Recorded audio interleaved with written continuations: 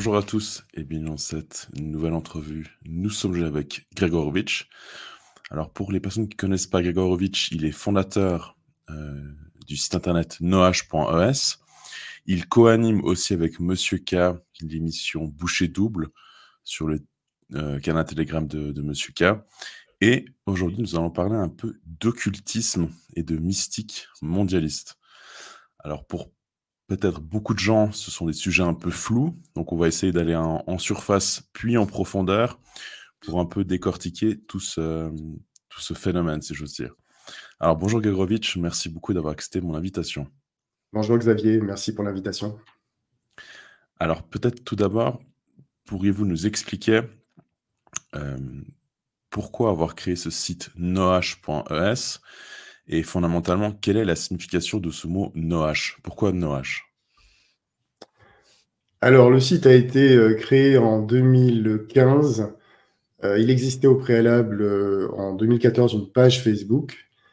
Et en 2015, il y a eu des débuts d'articles de Karl van der Hecken, notamment sur Guénon, René Guénon. Je faisais également des portraits, je prenais des portraits Wikipédia pour que les sources soient, entre guillemets, indiscutables, et je surlignais les recherches.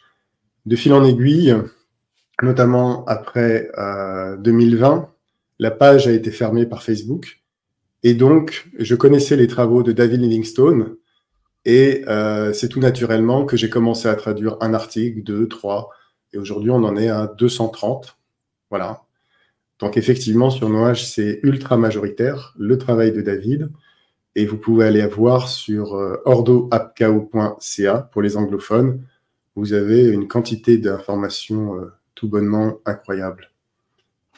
Voilà. Alors, la deuxième partie de votre question sur Noash, pourquoi? C'est un néologisme qui vient du noachisme. En fait, j'ai eu un déclic début 2013 en voyant la vidéo Aux sources du mondialisme de Pierre Hillard, dans laquelle il présentait pour la première fois, enfin lui, le noachisme. Je connaissais plutôt bien la maçonnerie, la franc-maçonnerie. Et en fait, en vérifiant des choses qu'il donnait, je me suis aperçu que c'était non seulement dans les rituels, mais surtout même sur les constitutions d'Anderson de 1738, dans l'article numéro 1. Et donc, Noachite, c'est celui qui va travailler au noachisme, tout simplement. Et l'idée du noach, c'était pour faire une forme inversée, quelque part. J'aimais bien la sonorité. Je trouvais qu'il y avait un côté un peu science-fiction, délabré. J'aimais bien cet univers pour démontrer qu'effectivement, il y avait un fil qui jalonnait depuis l'Antiquité et bien avant même, jusqu'à aujourd'hui, un fil de l'histoire. Voilà. Mais alors peut-être pourriez-vous brièvement développer qu'est-ce que le noachisme? Parce que c'est vrai que c'est un terme qui est très souvent utilisé dans la dissidence. On parle souvent de noachisme. Finalement, qu'est-ce que le noachisme? Alors, le noachisme, aujourd'hui, c'est une lecture rabbinique d'un ensemble des lois dites de Noé pour régir le peuple non juif. C'est-à-dire que le peuple prêtre juif, lui, va être dans une optique mosaïste, voilà. Et il s'agit, à partir de cette loi, de décrire les règles qu'il faut pour que les conditions soient acceptables. Bon, il y a plusieurs points. Il y en a un qui est très important, c'est qu'il ne faut pas de polythéisme. Et Pierre Hillard revient toujours sur ce sujet. La Sainte Trinité est considérée comme un polythéisme. D'où l'appellation de catholicisme d'Israël, c'est-à-dire que c'est un catholicisme quelque part arasé de la dimension surnaturelle. Voilà. Et ce noachisme, par exemple, Pierre Hillard faisait remarquer qu'il était déjà dans les constitutions américaines. Alors, le numéro de loi, je ne peux plus vous dire, mais c'était un petit peu en filigrane, c'est-à-dire c'est des choses qui vont doucement dans ce sens, et l'étau se resserre au fil des ans. Voilà.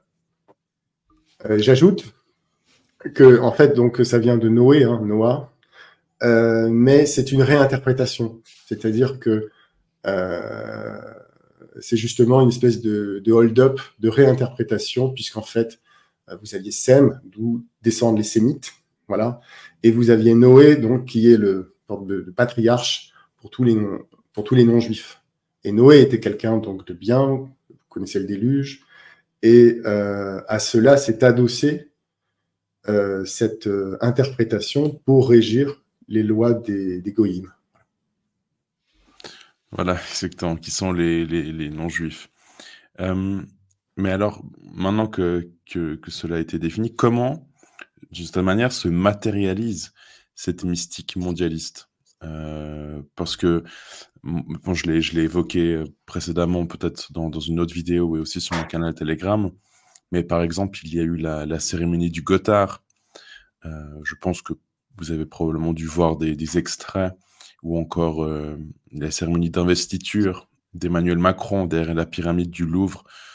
Bon, tout d'abord, est-ce que ça fait partie de la mystique mondialiste? Est-ce que le symbolisme aussi est une des branches de cette mystique mondialiste? Comment est-ce que cela se matérialise? Alors, oui, c'est une branche de la mystique mondialiste. Le noachisme n'a pas l'exclusivité de la mystique mondialiste. On pourrait dire que quelque part, c'en est une composante. La mystique mondialiste, pour faire court, il s'agit de mettre un terme aux nations. Et c'est effectivement, c'est la tentation que fait le diable au Christ dans le désert pour lui proposer de tout posséder. Et en fait, la mystique mondialiste veut tout posséder. Il faut le voir ainsi. Dans cette perspective, vous avez ensuite plusieurs interprétations possibles. Il y en a qui vont aller dans le sens que finalement, Lucifer veut la fin de l'homme, puisque Lucifer est jaloux, notamment de l'incarnation qui lui avait été promise, que le Dieu allait s'incarner en homme. Voilà. Donc il y a une première partie où on pourrait penser que c'est ni plus ni moins la destruction de l'humanité. Et dans ce cas-là, votre réflexion de se dire, mais pourquoi les lieutenants du mondialisme travaillent à cela? C'est un petit peu comme il faut qu'il n'en reste qu'un. C'est-à-dire que tout le monde est à la fois le serveur du diable, il trouve son compte, effectivement, mais il est toujours illusionné, il croit qu'il va l'emporter avec lui.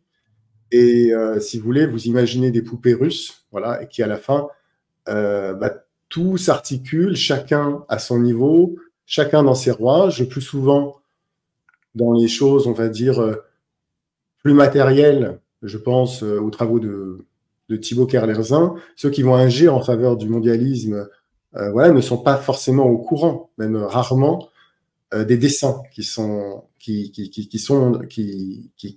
le mondialisme. Donc en fait, vous avez toujours celui qui en sait plus que l'autre, qui est au-dessus, ou plutôt en dessous, c'est-à-dire qu'il est à la fois au-dessus comme un surveillant, comme un watcher, et vous avez celui qui est également le moins visible. Vous avez cette réciprocité où le pouvoir est dans l'ombre, par définition. Voilà. Mais alors justement, quel est l'intérêt d'avoir comme je l'ai dit, cette cérémonie d'investiture de Macron avec justement ce symbolisme maçonnique qui me semble assez clair, ou encore le Gothard? En quoi cela affecte notre monde? Notamment la cérémonie du Gothard, beaucoup de personnes pourraient penser que c'est un petit peu farfelu, mais sans conséquence. Alors en quoi justement cette mystique a des conséquences sur notre monde? En fait, il y a aussi une deuxième partie où le diable, où Lucifer, veut se faire vénérer, non plus sous le boisseau, donc le boisseau, entendez les loges de manière générale, parce que c'est indicible, mais au vu de tous. Et pour cela, vous avez soit effectivement de tromper et de se faire passer pour ce qu'il n'est pas, on pourra revenir sur quelques exemples, mais quelquefois, il a besoin, c'est un petit peu comme de l'orgueil, vous avez Jacques Attali qui va vous dire une phrase où il vous dit tout finalement.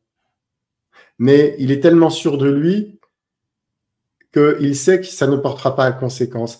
Et quelque part, quand vous avez une cérémonie du Gothard dont vous parlez, ou d'autres comme Macron, c'est une façon de marquer le territoire. Alors je vais utiliser un mot qui va surprendre, mais ce qui compte, ce n'est pas ce que je pense, c'est de s'assurer que c'est eux en face qui pensent ainsi. C'est-à-dire qu'ils sont dans un registre magique. Alors magie, vous pouvez y mettre c'est un mot valise hein, je crois que c'est les premiers mages en Perse qui avaient le nom de magicien, mais dessus, vous pouvez mettre la sorcellerie, la thaumaturgie.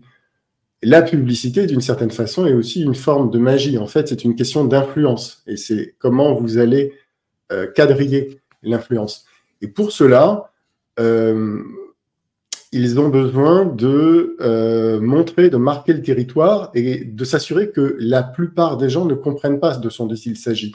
Alors, c'est criard quand c'est le mont Gothard, le tunnel sous le mont Gothard. Mais, par exemple, vous prenez en France, la plupart des rues sont des rues de maçons ou qui concouraient dans ce sens-là. C'est-à-dire qu'il y a, on va vous dire que c'était des grands hommes, voilà, mais comme on n'a pas les référents, si vous voulez, c'est un petit peu, ils sont envahis de symboles, mais ils ne les comprennent pas. Voilà. Et donc, quelquefois, il y a ce surtout dans l'œil en disant, ben, en fait, on dit tout, mais quelque part, c'est bien fait pour eux, le sort qui va leur être réservé parce que ils ne sont pas curieux, ils ne s'intéressent pas. Bon, Lucifer aussi, cela veut dire lumière. Enfin, comme tout est inversé. Porteur de lumière. Exactement, merci beaucoup. Donc, tout doit être dévoilé d'une certaine manière. Ils en ont presque l'obligation de tout dévoiler. C'est par exemple aussi, ça je pense que vous le savez évidemment, mais je crois que c'est le logo du CERN qui fait justement le 666 ou du VEF, je ne sais plus maintenant, je crois que c'est le VEF. Ou c'est le 666 et beaucoup pourraient penser que c'est le hasard, c'est un concours de circonstances. Mais quand on est... Bon, vous êtes très informé, mais pourquoi faire quelque chose d'aussi gros au final? Parce que c'est quand même très visible, ça se voit de manière... Enfin, c'est obvious, n'est-ce pas? C'est Captain Obvious quand on comprend cela. Ben, regardez les faits, c'est-à-dire que quand ils font ça et que souvent ils montent la barre toujours plus haut, vous avez les complotistes qui vont crier au scandale, qui vont y voir des choses. Alors, il y a aussi le complotisme des fois qui est farfelu, qui va exagérer des choses et qui va servir finalement la cause du système pour complètement discréditer ce qui est dit. Mais de manière générale, les choses sont faites et les gens ne bougent pas. Donc, il y a une espèce de soma. Voilà. Et ça vient, à mon sens, de la perte du sens de surnaturel, la perte effectivement des valeurs chrétiennes, mais c'est-à-dire que le catholicisme en France a complètement changé. C'est-à-dire qu'avant, on croyait au diable et donc il fallait faire des choses contre le diable. Aujourd'hui, les gens sont complètement insensibilisés dans la grande partie. Voilà. Donc nous avons en face une espèce de caste qui connaît plutôt bien ses référents occultes, et donc on peut remonter à une époque si vous le souhaitez, mais également, et ça c'est par exemple très intéressant dans le travail de David Livingstone, de montrer le prolongement scientifique. C'est-à-dire que vous voyez sur la cybernétique, sur la parapsychologie, sur des travaux, que ce soit MKUltra, etc., on essaye de scientifiser des pratiques magiques, qu'elles soient chamaniques, d'expériences de sortie du corps. Voilà, donc ça peut paraître complètement fou, mais je vous invite vraiment à aller voir sur Noage, tout est sourcé, et vous avez des programmes américains qui ont été déclassifiés et qui vont parfaitement dans ce sens. Voilà. Donc... alors, mettons les pieds dans le plat. Donc là, vous parliez de MKUltra. Il y a, je crois, aussi une chaîne YouTube qui traite de ce sujet. Maintenant, j'ai oublié le nom. Alexandre Le Breton. Voilà, exactement. Et il y a justement ce dédoublement de la personnalité. Notamment Beyoncé aurait un double. Même certains joueurs de tennis, apparemment, auraient des doubles qui leur permettraient d'être ultra performants. Comment faire... Comment expliquer cela aux gens pour qu'ils le comprennent et pas que ça paraisse vraiment... Parce que moi, il y a 3 ans, vous et moi serions allés boire une bière ou un verre de vin en soirée et vous m'auriez un peu parlé de ça. Et je me serais probablement dit que vous êtes un peu fou J'aurais écouté par politesse, je me suis dit: «Bon, c'est un petit peu exagéré». Heu, Maintenant, je me dis plutôt le contraire. Alors maintenant, si vous deviez m'expliquer et que nous étions trois ans auparavant, ce phénomène, comment l'expliquer pour que les gens comprennent et au final, acceptent que ce soit vraiment la vérité, que cela existe? Ah, c'est compliqué. Personnellement, j'évite souvent de me lancer sur ces sujets parce que je sais que ce sont des sujets assez casse-gueule. Ce que l'on peut dire, l'une des choses visées, c'est effectivement de créer une fragmentation de l'être. Et cette fragmentation de l'être, vous aviez des rites par le passé où il était question de cela. Et donc, c'est quelque chose qui a une permanence, finalement. Et alors, qu'est-ce qu'on va y faire? On va dire tout simplement, alors, ça peut être soit pour un objet sexuel, un esclave, soit pour justement, au contraire, lui donner des facultés extraordinaires, puisqu'en fait, la souffrance est telle qu'il y aurait apparemment ce phénomène de sortie du corps et de ce double qui se crée. Il y a effectivement toute cette notion d'astral qui est souvent recherchée. Voilà. Il y a aussi autre chose, et ça c'est plus le sujet sur lequel je travaille, qui est comment des hommes, des femmes, voilà, peuvent arriver à faire de telles horreurs. Et l'explication que j'ai, c'est la gnose. Alors je vais expliciter. La gnose, vous avez un terme pour deux significations différentes. Soit on va l'entendre avec un grand G dans le sens de connaissance, connaissance secrète, et on va penser au serpent, à la promesse du serpent. Vous serez comme des dieux, à l'Éden.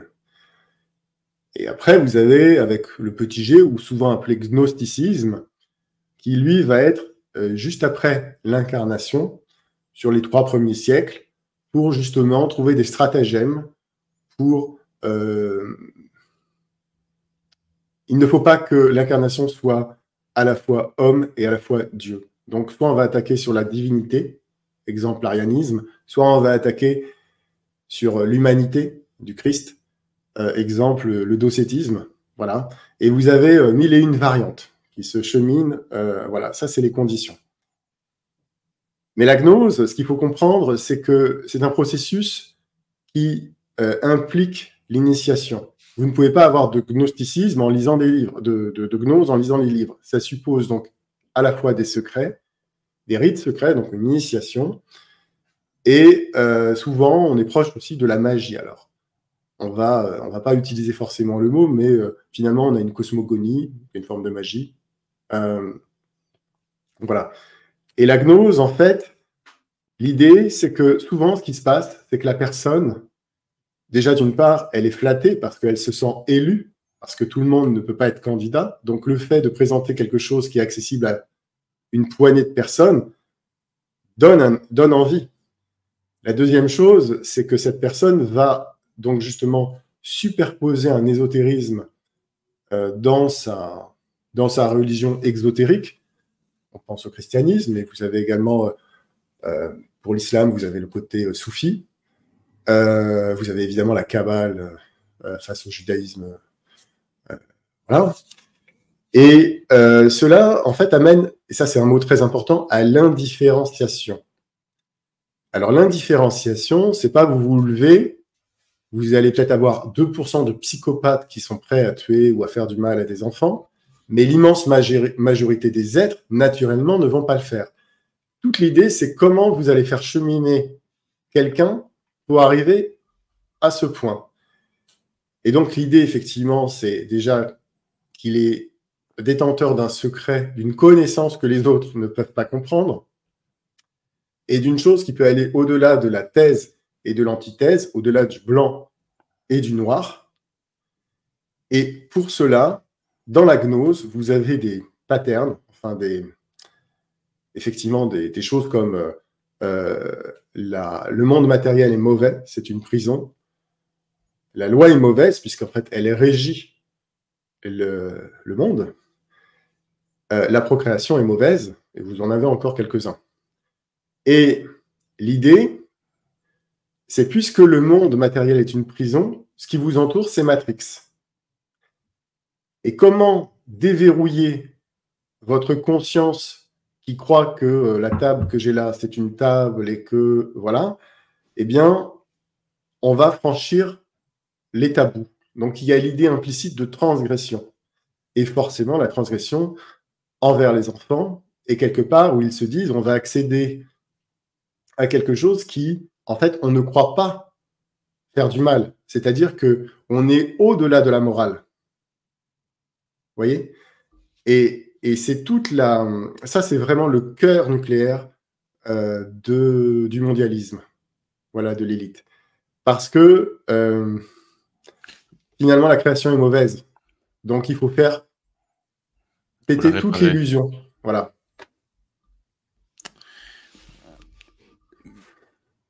Alors, peut-être un point qui me vient parce que j'ai reçu Michel Maffezoli, qui est ancien franc-maçon au Grand Orient, mais qui est, je pense, toujours franc-maçon, et qui l'a dit je crois, sur la chaîne YouTube de Eric Verreg, je ne sais pas comment prendre son nom de famille, comme quoi il était 33e degré.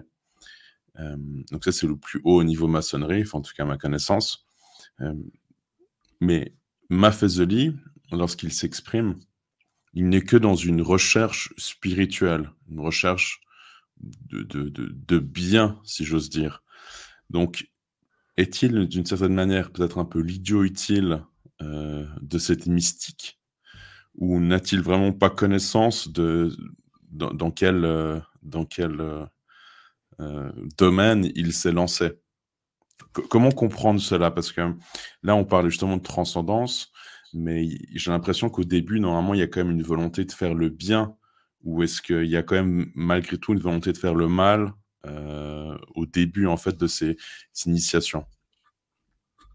Alors, la plupart des gens en maçonnerie sont des gens gentils, évidemment, comme tout groupement humain. Alors, c'est vrai qu'il y a l'affairisme. Pour ma part, j'ai été dans des loges où il n'y en avait pas, qui étaient des gens qui étaient très, très haut placés socialement. Et il y avait vraiment une exigence spirituelle. Après, c'est un substantif, c'est la spiritualité, c'est laquelle? C'est toute la question.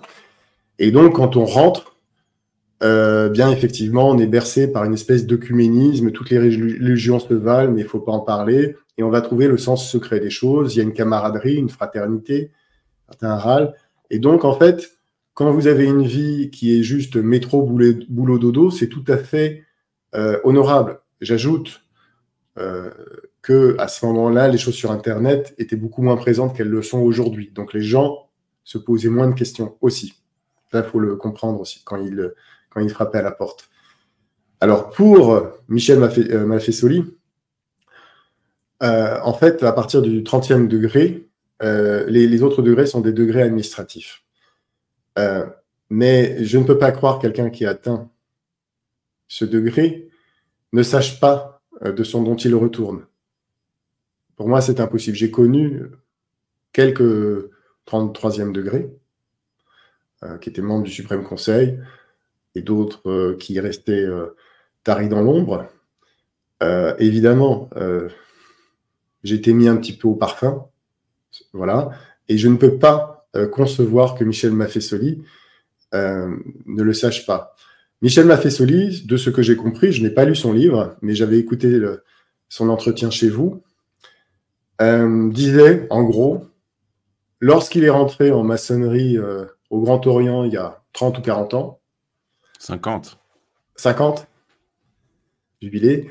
Il était plutôt quelqu'un de non spirituel, plutôt pour des raisons laïques, politiques, sociales.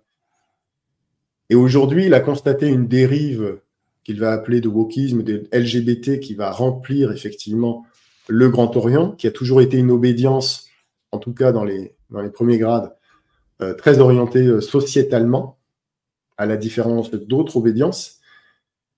Et aujourd'hui, il est logique qu'il se tourne vers une spiritualité apparemment, enfin, c'est pas apparemment, plus traditionnelle.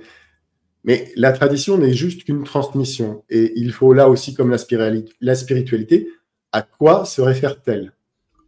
Et donc, souvent, le piège qu'il y a en maçonnerie, c'est de penser que vous avez une spiritualité laïque, côté Grand Orient, et une spiritualité, entre guillemets, chrétienne ésotérique, plutôt à droite de l'échiquier, avec la Grande Loge nationale de France. Alors, je ne sais plus si ça s'appelle comme ça, parce que peut-être le nom a changé. Des loges symboliques comme la Grande Loge de France.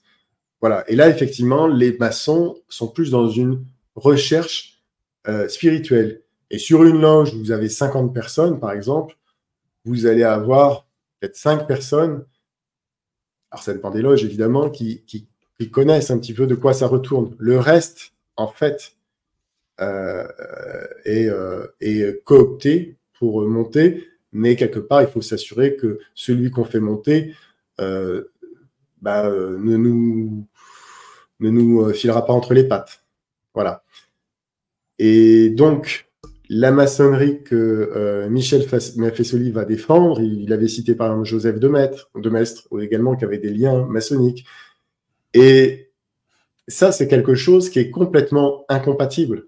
Il y a même des maçons qui le disent, que c'est absolument le monde catholique et le monde maçonnique doivent s'exclure. Si vous permettez, je peux vous lire une citation. Oui, je vous en prie. Alors.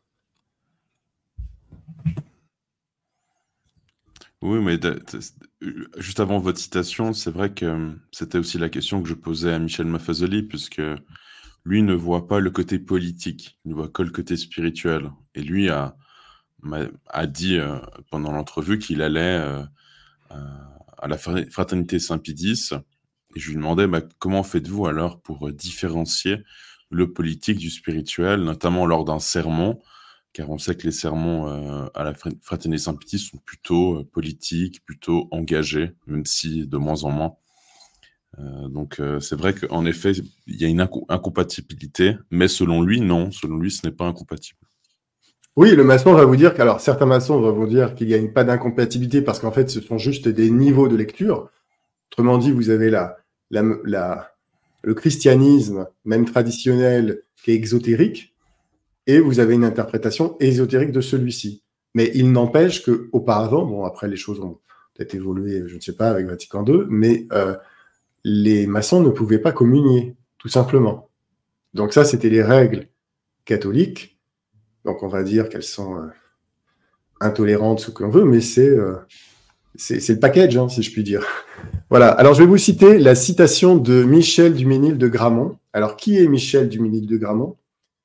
C'est l'un des cofondateurs de la Grande Triade, donc la loge de René Guénon.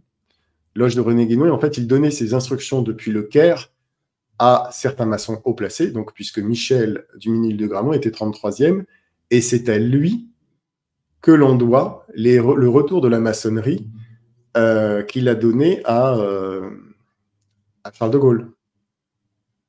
À Charles de Gaulle. À lui, ouais. Oui, les lois maçonniques sont revenues, alors je ne sais plus c'est quelle année, je ne sais plus si c'est 46, je ne sais plus, j'ai un trou de mémoire, mais c'est à lui que l'on doit puisqu'en fait les lois maçonniques étaient interdites, la maçonnerie était interdite en France pendant la guerre. Grâce au maréchal Pétain. Voilà, exactement. Et donc, c'est ce Michel Duménil de Gramont qui a poussé effectivement le Charles de Gaulle à autoriser la maçonnerie. Alors, la citation de Michel Duménil de Gramont, donc, qui est 33e et qui est à l'origine de la Grande Triade, donc en fait, là, on parle vraiment des tradis de chez tradis, hein, aux maçons. Il disait la chose suivante. La civilisation catholique ne comprenait pas la liberté comme la civilisation maçonnique. Il n'y a pas de conciliation possible entre des principes aussi opposés. Il faudra bien que l'une ou l'autre civilisation disparaisse. Voilà. Oui, bah là, le travail est presque accompli, si j'ose dire. Donc la disparition de la civilisation catholique. Voilà. Et donc, l'idée, que ce soit la maçonnerie ou de la gnose, hein, puisque la gnose est la religion officielle de la maçonnerie, alors c'est un aggloméré de différentes doctrines.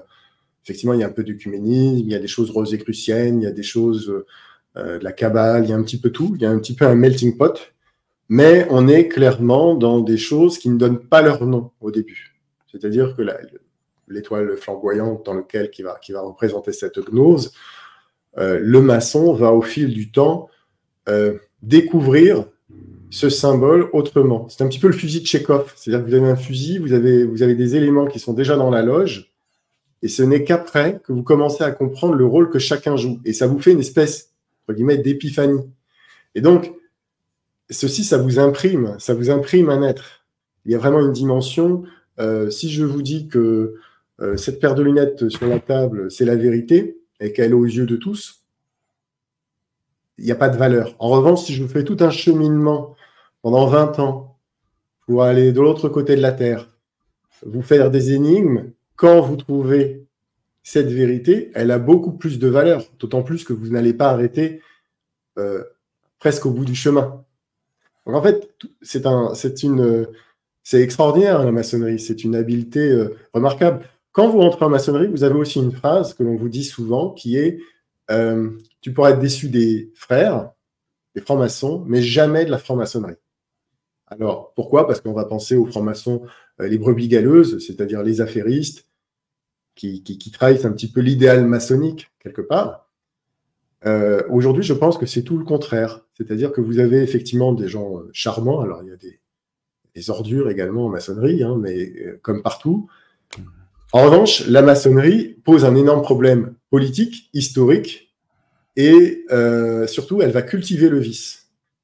La prochaine émission que l'on va faire avec M. K, donc je ne sais pas si la vidéo sera déjà sortie, s'intitule « La doctrine Janus », où on reçoit Serge Abagalardo. Et on va notamment, à partir de certaines phrases du rituel, ou de l'interview, vous parliez de Éric Verhaeghe, qu'il a faite à l'ex-grand maître du Grand Orient de France, Daniel Keller. J'ai vu la vidéo un petit peu, c'est un cas d'école de servir la soupe, en fait.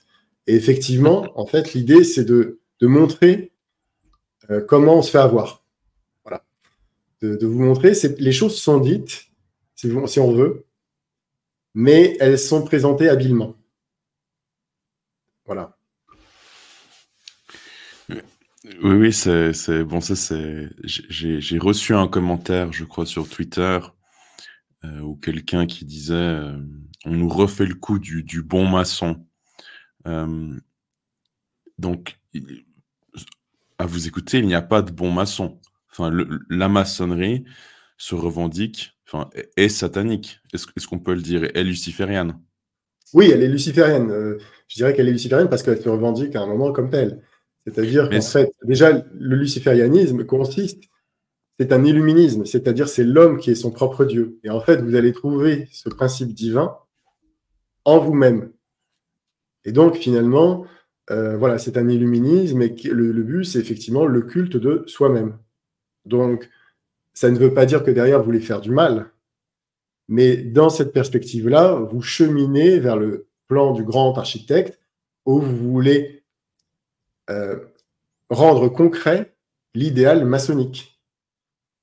Et l'idéal maçonnique, effectivement, le paradoxe, c'est qu'une obédience comme le Géo, qui va faire des choses complètement dégénérescentes, wokisme, LGBT, GPA, etc. De l'autre côté, vous avez une maçonnerie entre guillemets tradie qui va s'opposer à celle-ci. Mais elles ont le même chef. Hein. Il ne faut pas se leurrer là-dessus. C'est le même référent. Donc, en fait, c'est un segment de marché que vous avez. Et la plupart des maçons croient à cette rivalité. J'ai une citation de René Guénon, justement, qui est avec Victor Blanchard, où ils insistent, alors je ne l'ai pas sous les yeux là, mais qui insistent effectivement sur la nécessité d'avoir cette pluralité de maçonnerie. Voilà.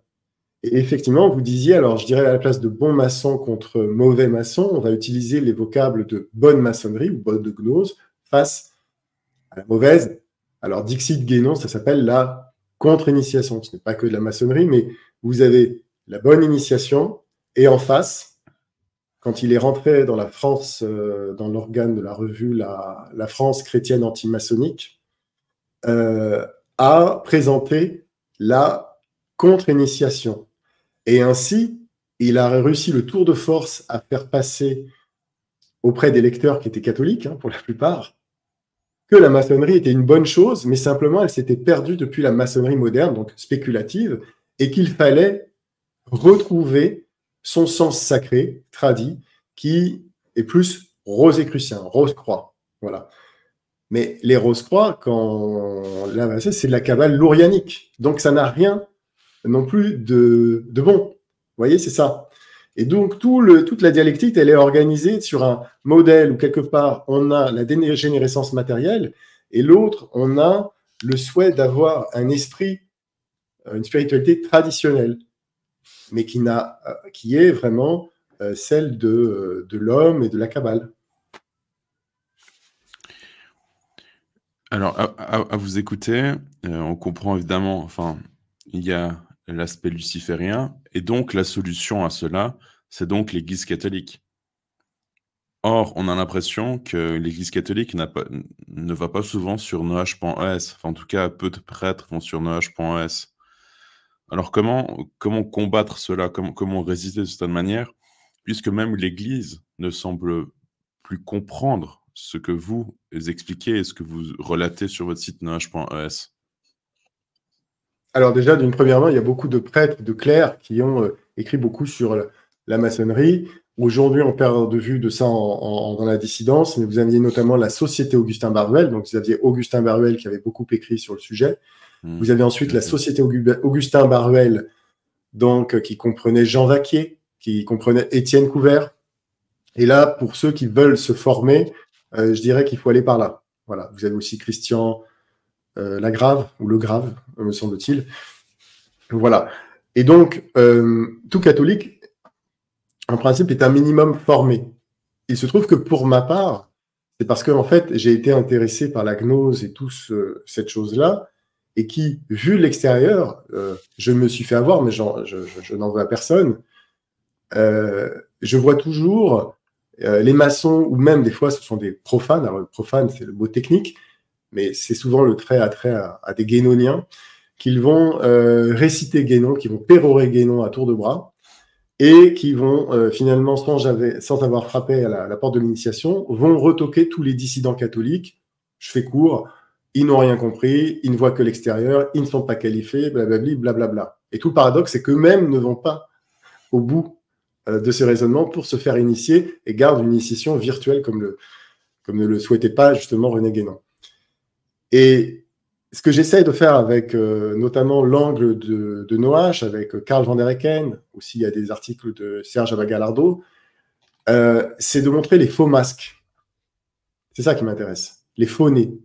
En fait, il ne s'agit pas de dire il faut faire ceci ou faire cela. C'est de donner des outils ou des clés de compréhension pour que chacun choisisse en conscience, finalement. Voilà. Oui, non, j'ai assisté à une conférence de Serge Abagalardo. C'est aussi impressionnant son parcours. Il aurait été sauvé par la Vierge Marie d'un cancer, qui est aussi un cancer pour le moins suspect. Peut-être encore une autre question. Pourquoi l'élite mondialiste a-t-elle besoin d'être forcément occulte pour être performante dans l'avancement de l'agenda? Ne peut-elle pas faire ça, je sais pas, j'ai envie de vous dire naturellement, ce n'est peut-être pas le bon terme, mais sans faire appel à l'occulte, au symbolisme, à la numérologie? Quel est son USP? Quel est le plus au final? Alors, si vous prenez le fait que l'élite sont des hommes, et pourquoi ça donne-t-il à ces pratiques? C'est parce qu'effectivement, il y a une religiosité. Donc, il n'y a pas d'athéisme. C'est pas vrai. L'athéisme en loge, c'est vraiment au début. Voilà. Mais pour tous les maçons conséquents, c'est souvent d'ailleurs à combattre. Donc, on parle d'antithéisme. Et donc, de ce fait, on va rentrer dans le monde de la magie, des démons, de l'occultisme. Alors, l'occultisme, je crois que ça a été inventé au 19e siècle, mais finalement, bon, c'est juste le terme, en fait, c'était toujours c'est magie. C'est que, en fait, vous avez la nécessité de faire ça de façon secrète, discrète. La première des choses, parce que dans un milieu chrétien, au fil des siècles, bah, si vous étiez pris, voilà, c'était quand même des choses qui étaient considérées comme diaboliques. Ça, c'est un premier point, puisque le Christ a dit qu'il mettait un terme à la magie. Voilà. Et donc, on est face à des personnes qui souhaitent quelque chose de contre nature. Et puis, vous avez une autre interprétation qui peut passer délirante, mais néanmoins, qui est assez intéressante, c'est que à un certain niveau dans les loges, ce sont des entités qui vont vous donner un petit peu le mode d'emploi. C'est notamment, vous avez le mentor de Dugin, Jean Parvulesco, qui revenait là-dessus. C'est-à-dire, et son mentor également, Raymond Abellio. Donc, vous avez une croyance dans certains milieux occultes, effectivement, on peut dire les démons qui sont des entités désincarnées, agissent par levier sur des êtres qui sont, eux, incarnés. Voilà. C'est-à-dire qu'en fait, le pouvoir des démons, ça va être de vous susurrer quelque chose, de vous pousser à faire, à agir. Mais on est dans un domaine subtil. Sur le domaine physique, c'est beaucoup plus compliqué.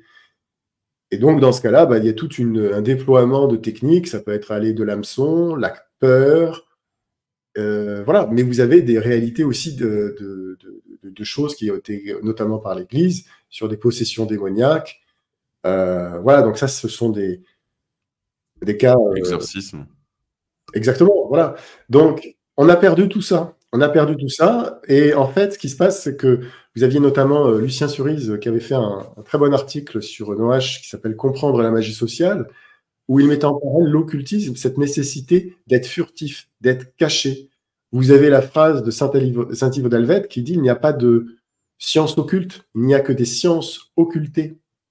Finalement, vous avez des gens qui, dans leur esprit, tout est symbole. Et donc, quelque part, c'est un petit peu le mode d'emploi où une couleur, vous avez une complémentaire là, vous parliez de numérologie, vous avez ce nombre-là, vous avez cet écho-là. Et en fait, c'est une cosmogonie, si je puis dire. Donc, tout est un équilibre et on va un petit peu orienter le monde réel. Il s'agit de cela. Voilà. Et donc, dans ce cadre-là, vous avez quelque chose qui est de plus en plus dévoilé au fur et à mesure, parce qu'elle prend de l'assurance, parce que finalement, si elle s'était dévoilée peut-être il y a 3 siècles comme telle, il y a 2 siècles, la révolution n'aurait pas abouti parce que les gens auraient compris le caractère démoniaque des choses. Voilà. Donc, vous présentez souvent les choses au nom du bien. Quand vous avez tous les pouvoirs et que vous ne craignez plus, là, vous pouvez commencer à dévoiler. Et puis, entre les deux, vous avez tout un nuancier où on peut tester, effectivement, est-ce que sur la cérémonie du Mont Gothard, est-ce que les gens ont réagi? Non, pas vraiment. Est-ce que la pyramide du Louvre? Oui, bon, vous avez 20 000 complotistes qui ont crié au complot, mais finalement, ça passe. Oui, plus c'est gros, plus ça passe, comme dirait l'autre. Peut-être un point qui me vient, et je vais faire une confession, j'espère que personne ne me jugera. Dans ma jeunesse, j'ai longtemps joué à un jeu vidéo qui s'appelle World of Warcraft. Je pense peut-être que vous le connaissez, cher Gregorovic. Et dans ce jeu, il y a beaucoup de... Ce que vous évoquez, finalement, de l'occultisme. Il y a des mages, il y a des chamans, il y a toutes sortes de choses. Donc, à travers les jeux vidéo, ou même à travers les films, peut-être, je ne sais pas si vous voulez évoquer un film qui se réfère justement à l'occultisme, où il y a beaucoup de messages qui sont, entre guillemets, cachés, mais qui ne sont pas si cachés que cela. Je ne sais pas si vous connaissez tout d'abord ce jeu vidéo, et puis ensuite, si vous avez peut-être des films, on pourrait comprendre. Alors de nom, mais je vois un peu l'univers du gamer, effectivement. Généralement, il y a pléthore de monstres, voilà. Alors l'exemple qui me vient, vous avez Jérémy Luhut qui avait fait, il y a 4-5 ans, un livre sur les comics, les Marvel. Et pour ma part, j'ai des enfants maintenant qui sont grands, mais je me suis tapé tous les Marvel, voilà. Et finalement, j'aimais bien parce qu'il y avait toujours une double lecture. Voilà. Et il y avait un Québécois, je ne me souviens plus de son nom, qui avait fait une remarque très juste, qui avait dit quand, par exemple, vous prenez un livre de magie, de cabale, vous savez que vous allez dans ce domaine. Mais quand il y a eu tous les Marvel, les Strange, etc., mais vraiment, il y a plein de sauts kabbalistiques, il y a plein de références, et même pas que sur Doctor Strange, hein, même Spider-Man, il y a beaucoup à dire. Là, vous avez des gamins qui, finalement, se prennent tous les ultraviolets d'un coup, parce qu'en fait, la magie, en fait, les choses sont là. Donc, ça vous imprègne l'esprit. Ça vous imprègne. Ça, c'est très important. C'est-à-dire qu'on a souvent présenté, c'était la commission, c'était avec, mémoire, dans les années 1920, c'était Walter Lippmann, je ne sais plus si c'était Walter Lippmann ou le... Bref. Et en fait, on avait souvent dit que c'était pour faire de la propagande de guerre, pour pousser à la guerre le public américain. Et donc, il y avait Captain America, etc. Mais les choses vont bien plus loin. Il y avait déjà tout ce travail où on allait réenchanter un monde finalement très polythéiste.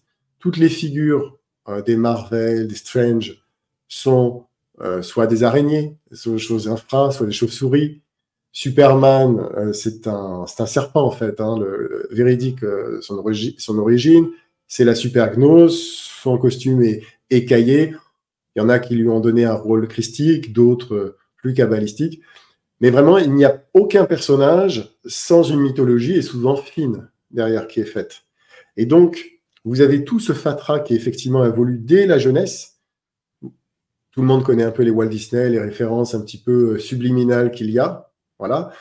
Mais là, on va dire que c'est même pas subliminal. Les choses sont dites, mais ça colle à l'histoire, parce que finalement, vous avez un gentil, entre guillemets, qui se bat contre un méchant, mais le gentil va se servir de la magie. Je pense à Doctor Strange, et la réunion des personnages de deux sorciers importants sur la magie sexuelle, Pascal Beverley-Rodolphe et Aleister Crowley, et qui, lui, va se battre contre des plus méchants, ce qui va vous faire aimer, quelque part, Lucifer face à Satan. C'est ça, souvent, la manœuvre. L'effet de pouvoir de proposer une offre où, finalement, vous êtes obligé de choisir. Oui, je dirais même que certaines séries, on s'attache justement aux tueurs en série parce que justement, on trouve attachant le personnage en tant que tel.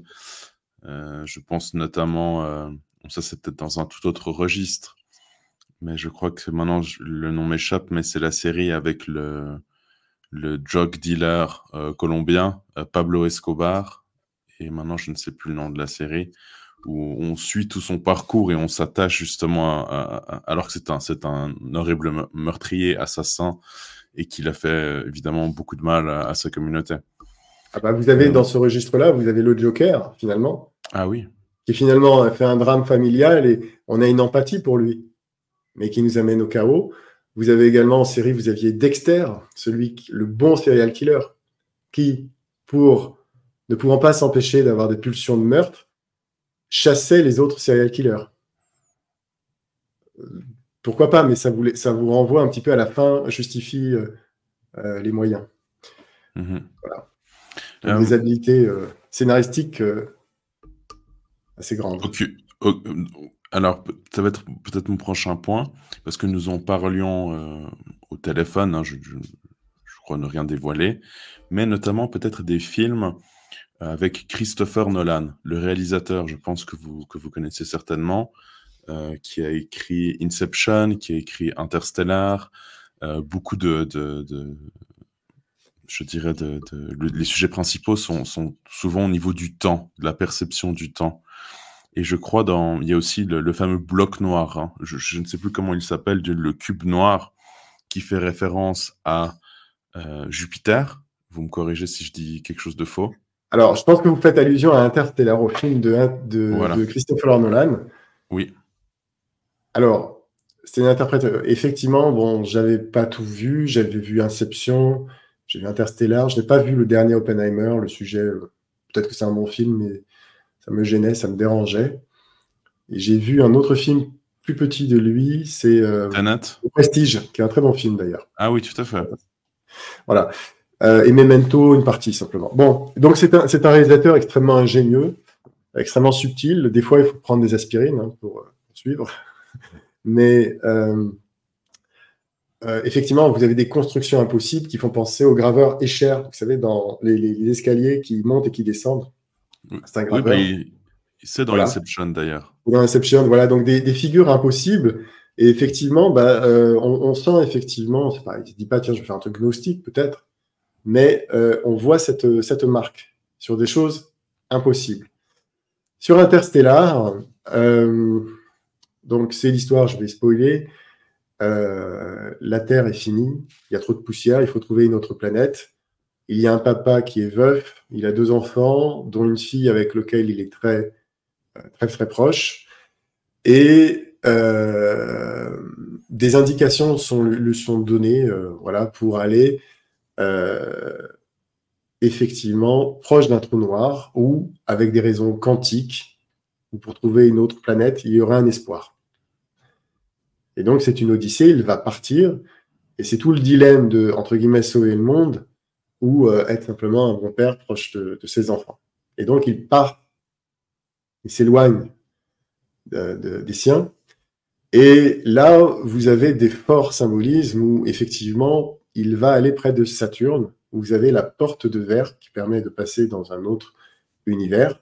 Donc, effectivement, la référence à Saturne n'est certainement pas le fruit du hasard, mais bon. Et quand vous avez passé, vous avez donc le trou noir qui s'appelle Gargantua. Gargantua, c'est une référence à Rabelais. L'appeler Thélème, ça ne collait pas. Gargantua, c'est vraiment quelque chose qui va tout avaler. Vous avez une force centripète. Vous avez un lien d'ailleurs avec la maçonnerie, mais je ne veux pas trop digresser. Où finalement, la force centripète de rétractation est plus forte que la force centrifuge irradiante de l'étoile. Ça, c'est un symbolisme que aiment beaucoup les gnostiques. Et donc, à un moment, vous avez toujours cette double interprétation où on ne sait pas si finalement, à la fin, il est rêve ou c'est la réalité. Mais au-delà de ces choses-là, ce qui se passe, c'est qu'il va tomber dans le trou noir. Et le trou noir, il va se retrouver dans un cube de cubes, un hypercube. Donc, vous imaginez un cube avec dedans, il va voir sa fille derrière la bibliothèque. Il l'attend au moment où il l'a quittée. Et c'est précisément elle qui, par le fantôme qu'elle avait vu de son père, va transmettre les informations à son père pour qu'il parte. Donc, effectivement, vous avez un côté ouroboros, le serpent qui se mord la queue, de perpétuité, de quelque chose d'infernal. Et surtout, l'hypercube, vous avez un autre nom qui est celui de Tesseract, mais vous avez un autre nom qui est celui de Métatron, et que l'on retrouve effectivement dans la Kabbale. Et donc, par exemple, Guénon va dire que c'est par lui qu'on va se délivrer. Voilà. Donc, vous avez un film qui va être jalonné de références gnostiques, infernales. Vous avez plein de choses. C'est-à-dire que quand il revoit sa fille, il est plus jeune qu'elle. Alors, certes, on peut l'expliquer par quand vous éloignez de temps, mais il faut bien comprendre la symbolique. C'est-à-dire qu'on tourne en rond et c'est atroce, finalement. C'est atroce. C'est la prison infernale. Alors, est-ce que vous avez vu Tenet, son film Tenet? Oui, j'ai vu, je suis parti au bout d'une demi-heure, j'étais pas disposé, j'avais trouvé ça, il paraît que c'est très très bien, mais voilà, il faut prendre, faut Parce que rentrer c'est la dedans. loupe, ça c'est vraiment la loupe, enfin la boucle infernale, c'est Tenet, quoi. Ah mais Inception, c'est ça aussi, hein, c'est-à-dire que vous avez le rêve du rêve du rêve du rêve, et finalement, voilà, vous savez plus si quand vous êtes dans la salle, vous rêvez aussi, en fait. Vous avez, ça c'est quelque chose qui est, c'est comme la sortie du corps, c'est-à-dire on va objectiser les choses, il y a cet aspect fractal de répétition. Ça, c'est quelque chose qu'on retrouve beaucoup chez les gnostiques. Donc, je vous parlais tout à l'heure de Escher, qui est un graveur, mais l'idée, elle est là, c'est cette notion de perpétuité, de temps cyclique. Voilà. Alors, ça c'est très bien que vous parliez de ça, parce que c'était un point aussi que je voulais évoquer avec vous, parce que la métempsychose, et donc la réincarnation, fait aussi partie, enfin, il me semble, hein, peut-être que je me trompe, mais justement de cette boucle infernale. Alors je ne connais pas très bien, tout ce qui se cache derrière la réincarnation, mais il semblerait que chaque vie est pour corriger la précédente. Et selon les bouddhistes, je pense qu'on peut se réincarner en chat, comme en libellule, et puis comme un être humain. Mais en quoi justement cela est faux? Parce que c'est quelque chose qui est de plus en plus commun, notamment, enfin, c'est aussi un autre sujet, mais l'astrologie prend de plus en plus de place dans le quotidien, notamment pour les couples, hein, la compatibilité astrologique. Mais il y a aussi cette volonté de réincarnation. Peut-être pour se rassurer, mais c'est quelque chose qui arrive de plus en plus au niveau de notre quotidien. Quel est votre avis peut-être sur ces deux sujets, et en quoi visiblement ils sont faux? En quoi sont-ils faux? Alors, c'est toujours difficile de décréter une chose est fausse parce qu'on dira que j'ai un point de vue, entre guillemets, catholique. Donc, forcément, je vais prêcher sur des hérésies gnostiques. Ce que je vous propose, c'est de vous donner quelques repères où gnostiques et, disons, catholiques peuvent s'accorder. C'est un petit peu le mode d'emploi pour comprendre ce qui va différer et les conséquences. Donc, vous parliez de métempsychose, de réincarnation. La réincarnation, pour beaucoup de nos gnostiques, notamment Guénon, c'est déjà un concept qui est fumeux, parce qu'en fait, effectivement, c'est la métempsychose. On va dire c'est plus une réincarnation partielle. En début d'émission, je vous parlais que le corps était une prison pour la gnose.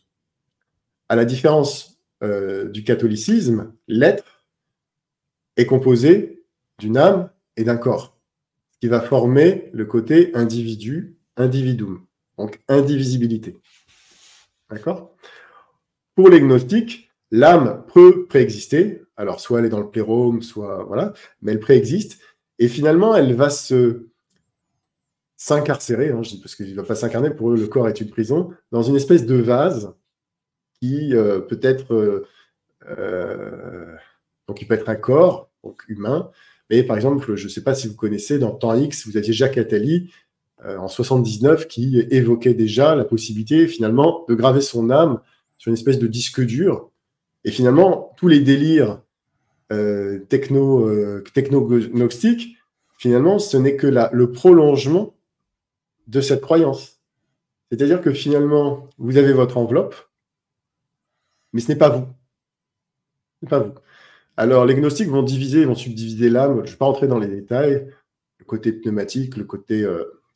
animal, mais ce qui va vous, quelque part, d'une part, vous dédouaner de votre responsabilité, parce que c'est pas vous, c'est votre corps, c'est votre anima, c'est pas vous. Donc finalement, quand vous êtes là-dedans, vous pouvez aller court à toutes les transgressions, parce que c'est pas vous.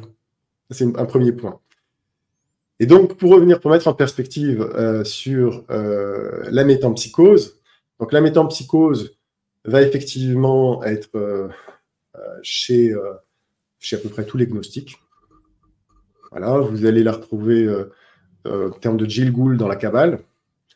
Parce qu'en fait, effectivement, c'est un pattern. C'est-à-dire, vous pouvez très bien imaginer la gnose avec un grand G, mais on pourrait dire la même chose avec la Kabbale. La Kabbale apparaît 12e, 13e siècle en France, mais vous avez la Kabbale de Babylone, vous avez celle où les Juifs ont réuni les écrits des mémoires, c'était égyptiens, phéniciens, et voilà, qui ont fait une compilation. Donc, on avait déjà cette chose qui était de l'ordre de la magie, du démon. Simplement, les noms changent, mais le signifié demeure. Les signifiants changent, mais le signifié demeure. Et dans cette optique, vous avez la métempsychose qui s'inscrit effectivement dans un temps cyclique. C'est-à-dire qu'en fait, vous rejouez, vous allez soit dans le plérôme, qui est le paradis des gnostiques, soit effectivement, vous rejouez, vous vous réincarnez. Alors, je ne sais pas si en humain, en chat, en chien. Voilà. Et en fait, c'est une perpétuité terrestre, finalement. C'est un petit peu la singerie de l'éternité qui, elle, n'a ni durée, ni n'a pas de durée. Vous voyez, c'est pas une seconde, c'est pas 1000 ans, c'est autre chose. La perpétuité est une application, une transposition de ce principe dans des contingences terrestres. Voilà. Parce qu'en fait, le monde... euh, euh, voilà. Et la deuxième partie de votre question, c'est-à-dire qu'aujourd'hui, vous aviez des personnes, alors c'est tout le côté New Age, hein, souvent, les gens veulent se réincarner, alors c'est très occidentalisé, et puis vous avez les fadis qui vont dire, ah oui, non, mais là, c'est n'importe quoi, c'est devenez zen en 5 minutes, les bonnes auteurs, vous avez eu toute l'occidentalisation, notamment avec la société théosophique, de l'hindouisme, de toutes ces doctrines orientales. Et puis, les plus puristes vont évacuer cela et vont plutôt aller sur, par exemple, du Guénon, des doctrines hindoues, ou sur des maîtres directement hindous. Mais dans les deux cas, vous avez soit la branche, on va dire, cheap, la côté un peu Blavatsky, c'est-à-dire, ah ouais, ça serait bien quand même qu'on se réincarne, parce que finalement, bah, on ne sait pas quoi faire de sa vie, mais on veut rejouer, si vous voulez, c'est une espèce de... À partir du moment où la vie n'est pas une mise à l'épreuve pour aller au paradis ou en enfer, bah, finalement, tout n'est que jouissance. Donc la perspective est logique. Voilà. Et puis, vous avez aussi la perspective qui va être, effectivement, il faut crever l'abcès, il faut crever cette prison, et donc, il faut casser mes illusions, ce dont on parlait tout à l'heure, avec la transgression. Voilà. C'est très intéressant, cette éternité, mais qui est toujours sur Terre. Et ça, je pense, pour moi, hein, c'est une des preuves que c'est faux. Bon, évidemment, parce que je crois au paradis et l'enfer. Mais le fait qu'il y ait cette incarnation toujours sur Terre, toujours dans le matérialisme, je trouve cela très intéressant. Peut-être encore un autre point, et là par contre, c'était pas prévu, donc j'espère ne pas vous prendre au dépourvu, mais nous parlions de Guénon, etc. Et moi, je connais quelqu'un qui s'est beaucoup intéressé à Gurdjieff. Je pense que vous connaissez évidemment Gurdjieff. Oui, je ne l'ai pas lu, j'ai beaucoup eu oui dire de cet homme fascinant. D'accord. Alors, est-ce que vous Et voulez qui mérite peut-être à en être connu, parler effectivement. brièvement, ou est-ce qu'on passe peut-être à autre chose? Tout dépend de votre question. Voilà. Alors peut-être juste expliquer brièvement qui est Gurdjieff et en quoi visiblement il est aussi parce que c'est un personnage entre guillemets fascinant, parce que j'ai lu aussi notamment je crois que Guénon disait qu'il était fou. Il y a aussi Julius Evola qui ne le prenait vraiment pas du tout au sérieux, et pourtant Gurdjieff a conquis nombre d'esprits. C'est une doctrine orientale, n'est-ce pas? Aussi avec qui apparemment aussi, il y avait beaucoup de choses chrétiennes dedans. Donc je ne sais pas si vous peut-être un peu expliquer qui était Gurdjieff brièvement et quelle était sa doctrine. Alors, Gurdjieff avait ce côté un peu fou, vous l'avez dit, qui fait beaucoup, et il s'en réclamait aussi, des côtés soufis. Donc, soufis, vous pensez au derviche tourneur, voilà.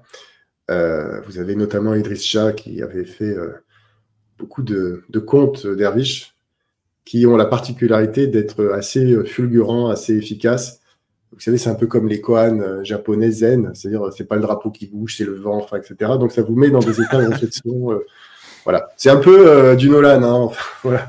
Donc, et sur le côté, ça fait longtemps, hein, ça fait 30 ans que je lisais ses contes. Et effectivement, quand j'avais lu une bio rapide de Gurdjieff, où il faisait des choses a priori insensées, c'est parce qu'on était vraiment dans cette doctrine de folie. Et vous retrouvez ce côté, vous voulez faire un écho avec tout ce qui est Erasme, c'est-à-dire cette sagesse folle. C'est-à-dire qu'en fait, il faut la raison, et aussi quelque part vous empêche, c'est une matrice, elle vous empêche parce que ça vous met des carcans moraux, etc. Et finalement, de faire des choses folles avec un entourage de personnes conventionnelles. Vous avez un moment un extrait de Gurdjieff dans un train, il fait des choses complètement délirantes. Et j'ai un trou de mémoire, son partenaire voilà, racontait ça, et c'est seulement après qu'il a compris la doctrine de Gurdjieff. C'est-à-dire, plus la chose est folle, plus c'est intellectuel, finalement. Il y a ce côté paradoxal qui est très séducteur, finalement. Voilà. Après, je pourrais pas vous dire spécialement. Voilà. Mais effectivement, il a beaucoup joué dans le monde oriental. Et il y a beaucoup aussi, dernièrement, j'ai une journaliste qui s'intéressait à l'église charismatique, je ne sais plus les noms, et effectivement, il y avait des liens avec Gurdjieff. Oui, parce que sur votre site noah.s, il me semble avoir vu plusieurs fois le nom de Gurdjieff. Donc c'est pour ça que ça m'est venu à l'esprit. C'est pour ça que je voulais vous demander. C'est une des figures majeures de l'occultisme, enfin de tout ce courant. Vous avez Guénon, vous avez Evola, vous avez Gurdjieff, vous avez Blavatsky, vous avez Crowley. Pike. Vous avez Saint-Yves d'Alvèdre un peu plus avant aussi. Albert Pike. Eliphas Lévy, voilà. Alors, je ne sais pas si vous voulez peut-être ajouter encore un point pour clôturer, si vous avez encore peut-être un mot à dire sur votre site, sur la mystique mondialiste, et peut-être pourquoi il faut se méfier de cela et pas prendre ce sujet à la légère de cette manière. Et puis surtout, comment résister. Bon, je dirais que pour moi, on est foutu. Désolé. Je pense que ça permet... C'est comme ça que je suis revenu au catholicisme, enfin que je suis allé dans le catholicisme, hein, puisque avant, mon parcours était vraiment gnostique de chez gnostique. Et c'est à partir de 2013 où j'ai commencé à tirer la pelote, donc avec cette vidéo de Pierre Hillard, 1, 2, 3, 4. J'ai fait les articles, et puis à chaque fois que je mettais en page les articles de David Livingstone, bah, vous les relisez 2, 3 fois, forcément. Donc j'avais besoin de nourrir, et en même temps, le fait de les expliquer, c'est une façon d'intégrer la chose. Ça vous permet de vérifier un petit peu que c'est assimilé. Voilà. Donc tout le travail que je faisais, qu'il s'agisse de Gnosis, quand j'ai pris mon trépied et mon téléphone pour interroger Étienne Couvert, Alain Pascal et Roland Hureau, j'y allais dans une dynamique, j'ai une idée, mais c'était vraiment, je voulais poser les questions qui m'intéressaient comme une enquête, et on verrait ce que j'en tirerais. Idem pour Hubris avec David Livingstone et Pierre Hillard, qui lui dure 8h30. Et là, j'ai pris du retard, j'avais dit cet été, j'ai de bonnes raisons de mon retard, voilà. Et c'est Eris qui, effectivement, vous verrez David Livingstone, vous verrez Pierre Hillard, vous verrez également en début Thibaut Kerlerzin. Et vous verrez, si j'arrive à faire la fin que je souhaite, une grande surprise. Voilà. J'espère sortir ça entre Noël et l'Épiphanie. Et voilà, c'est tout ce que j'ai ajouté. Je dirais que c'est très important en ces temps. Le système utilise la dissidence pour avancer. On l'a vu avec Quanon. On peut aussi le voir en France. Donc, tout ce système, c'est ça. C'est-à-dire qu'à la limite, c'est beaucoup plus vicieux. C'est un petit peu comme la maçonnerie traditionnelle. C'est beaucoup plus vicieux parce que finalement, ça vous fait croire que c'est une offre alternative à la maçonnerie LGBT du Grand Orient. Non, il ne faut pas se faire avoir. Voilà. Donc QAnon, c'est une arnaque. Oui. Ouais. Bah, vous aviez... non, mais il y a des choses... Un exemple. Non, mais moi, vous aviez des plans où vous aviez l'hélicoptère de Trump avec une tête de mort filmée comme si c'était filmé en catimini, donc sur les réseaux sociaux. Donc ça veut dire que c'était au moment de l'élection face à Biden.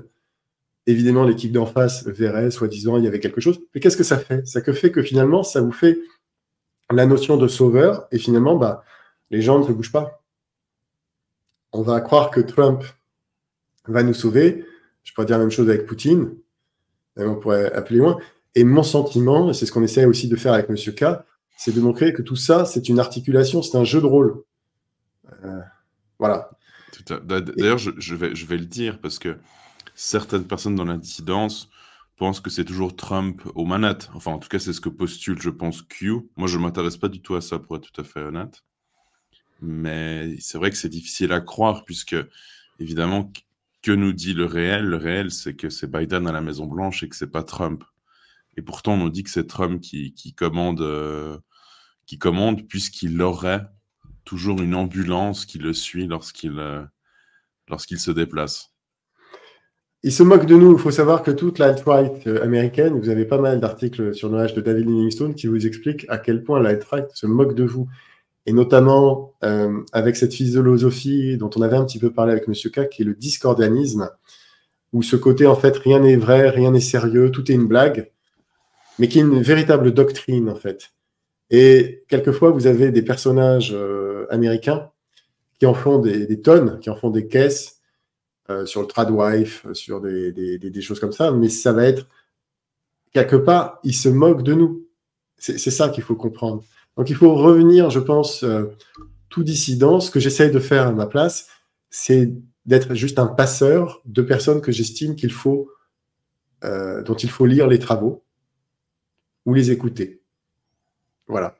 Et je pense que la gnose est un point crucial. La dissidence est souvent focalisée sur le monde juif.